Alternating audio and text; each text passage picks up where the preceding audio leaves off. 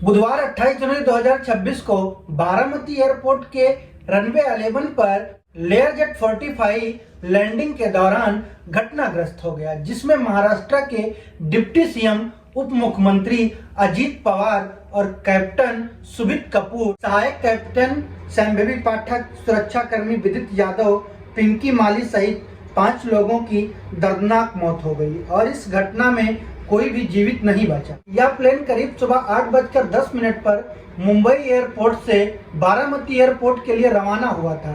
करीब 8:45 पर यह प्लेन बारामती एयरपोर्ट पर लैंडिंग के दौरान दुर्घटनाग्रस्त हो गया, जिसमें महाराष्ट्र के डिप्टी सीएम अजीत पवार की दर्दनाक मौत हो गई। डिप्टी सीएम अजीत पवार 5 फरवरी को पुणे में होने वाले जिला परिषद के चुनाव के 4 रैलियों को संबोधित करने वाले थे, इसीलिए वो सुबह बारामती एयरपोर्ट पहुंचे थे।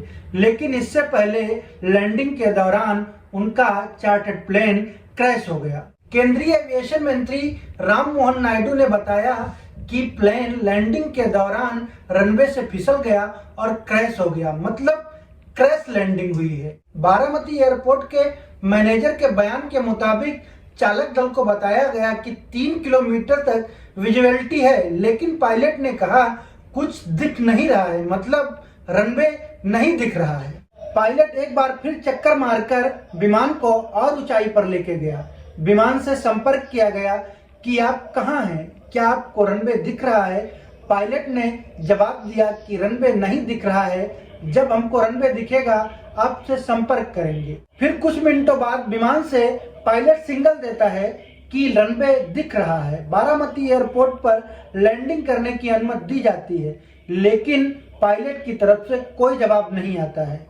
पायलट की तरफ से कोई भी सुरक्षा मैसेज नहीं आया, यहाँ तक कि आपातकालीन मेडे कॉल भी नहीं किया गया। कुछ मिनटों के बाद एयर डिफेंडर कंट्रोल को रनवे 11 पर कुछ आग की लपटें दिखाई देती हैं। प्लेन दुर्घटनाग्रस्त हो चुका था। बड़ी कोशिशों के बाद सुरक्षा एजेंसियों ने आग पर काबू पाया, लेकिन उसमें उपस्थित 5 लोग की दर्दनाक मौत हो चुकी थी। अजीत पवार वो नाम जो महाराष्ट्र के तमाम उतार चढ़ाव वाली राजनीति में भी अपना संतुलन बनाए रखा और डिप्टी सीएम के पद पर हर बार काबिज रहे। अजीत पवार अपनी कुर्सी या अपने पार्टी के नाम से नहीं जाने जाते थे। अजीत पवार सरल स्वभाव और अच्छे व्यक्तित्व के लिए जाने जाते थे। लोग उन्हें प्यार से दादा कहते थे। जब उनका प्लेन दुर्घटनाग्रस्त हुआ, लोगों को मालूम चला कि अजीत पवार अब नहीं रहे, तो लोग ये नहीं कहते थे कि डिप्टी सीएम अजीत पवार नहीं रहे, लोग कहते थे हमारे दादा नहीं रहे, और पूरा महाराष्ट्र भावुक हो गया था। अजीत पवार ने 66 वर्ष की आयु में अपनी अंतिम सांस ली। 3 दिन महाराष्ट्र बंद करने की घोषणा की गई। अजीत पवार का अंतिम संस्कार बारामती के काटेवाड़ा विद्युत प्रतिष्ठान मैदान में पूरे राजकीय सम्मान के साथ किया गया।